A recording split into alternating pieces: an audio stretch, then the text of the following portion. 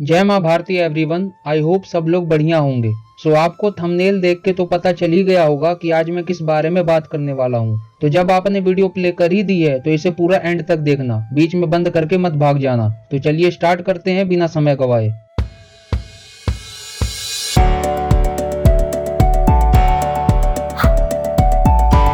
यदि आप किसी से भी पूछेंगे कि भारत का राष्ट्रपिता कौन है तो वो मिस्टर एम.के. गांधी यानी कि मोहनदास करमचंद गांधी का नाम लेगा। यदि आप गूगल से भी पूछेंगे कि भारत का राष्ट्रपिता कौन है तो वो भी मोहनदास करमचंद गांधी का ही नाम बताएगा। बट क्या हमारा संविधान भी महात्मा गांधी को राष्ट्रपिता मानता है? तो इसका आंसर है बिल्कुल नहीं। हमारा संविधान किसी को भी राष्ट्रीय पिता, राष्ट्रीय जीजा, राष्ट्रीय दीदी जैसे टाइटल नहीं देता। हमारा संविधान केवल एजुकेशन और मिलिट्री फील्ड में ही इस प्रकार के टाइटल्स को अलाउ करता है। मोहनदास करमचंद गांधी को फादर ऑफ द नेशन का टाइटल एक विशेष प्रकार की पार्टी ने और एक विशेष प्रकार की नीति को मानने वाले लोगों ने दिया। Mahatma Gandhi is not the official father of the nation. फिर भी अगर कुछ लोगों ने गांधी जी को फादर ऑफ द नेशन का टाइटल दिया है तो मुझे कोई ये बताए कि गांधी जी का जन्म तो 2 अक्टूबर 1869 को हुआ था, तो उनसे पहले भारत का राष्ट्रपिता कौन था? इस सवाल का आंसर आपको मिलेगा कोई नहीं। ऐसा नहीं है कि भारत में इकलौते महात्मा गांधी ही ऐसे पैदा हुए थे जो सबसे महान थे।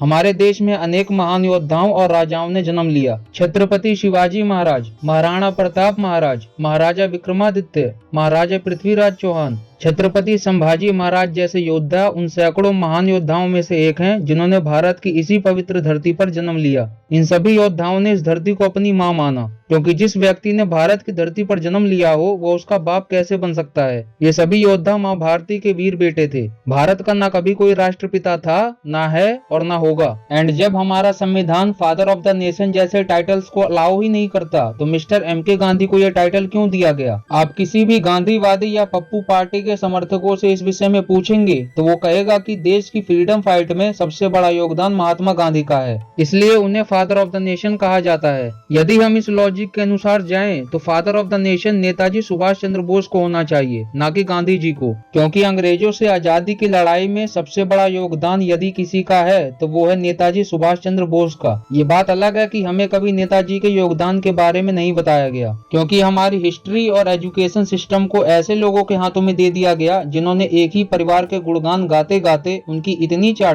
चाटी कि पूरी जीभ पीली पड़ गई। इन इतिहासकारों के हिसाब से आजादी तो अहिंसा और बातचीत से मिली है, क्योंकि अगर ये हमारी किताबों में नेताजी सुभाष चंद्र बोस का सच दिखा देते तो फिर उस सतरंगी गाने का क्या होता कि दे दी हमें आजादी बिना खड़क बिना ढाल, साबरमती के संत तूने कर दिया कमाल। लेकिन सत्य को आप दबा नहीं सकते, वो कभी ना कभी उजागर हो ही जाता है। हमें आजादी अहिंसा की सॉफ्ट पावर से मिली या नेताजी और आजाद हिंद फौज की हार्ड पावर से, ये जानने के लिए आपको थोड़ा पास्ट में जाना पड़ेगा। ब्रिटिश शासन में भारत को स्वतंत्र करने की पावर जिन जिन लोगों के पास थी, यानी कि जो की डिसीजन मेकर थे, उन लोगों में सबसे मेन था लॉर्ड क्लेमेंट एटली। ये 1945 से लेकर 1950 तक इंग्लैंड का प्राइम मिनिस्टर था और 1947 में भारत को फ्रीडम देने के ऑर्डर पर इसी व्यक्ति ने साइन किए थे। रिटायर होने के बाद क्लेमेंट एटली 1956 में वापस भारत आए थे और उस समय वो बंगाल के गवर्नर जस्टिस पी.बी. चक्रवर्ती के साथ कलकत्ता के राजभवन में ही रहे थे।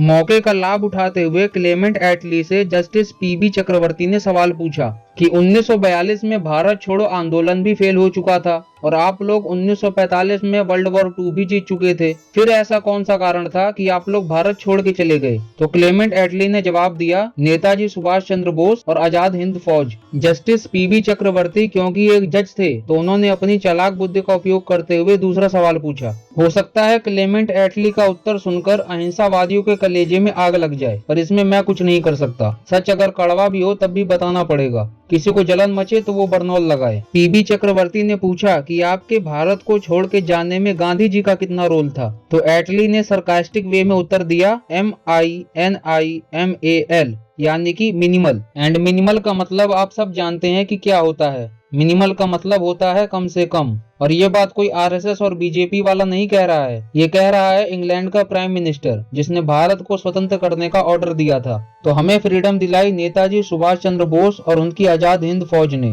इसलिए अगर ये रीजन दिया जाए कि अंग्रेजों से लड़ने में गांधी जी सबसे बड़े लीडर थे, तो ये बात बिल्कुल गलत है, क्योंकि सबसे बड़े लीडर थे नेताजी सुभाष चंद्र बोस। और जैसा कि मैं पहले ही कह चुका हूँ कि भारत का बाप कोई नहीं हो सकता। इस धरती पर जो पैदा हुए हैं वो इसके बाप नहीं बन सकते। सो आई होप अब आपको पता चल गया होगा कि कोई भी व्यक्ति भारत का राष्ट्रपिता नहीं हो सकता। तो दोस्तों आज के लिए बस इतना ही, मिलते हैं अब अगली वीडियो में। कमेंट करके जरूर बताएं कि आपको वीडियो कैसी लगी। अगर आपको वीडियो अच्छी लगी तो इसे लाइक करें और ज्यादा से ज्यादा लोगों तक शेयर करें।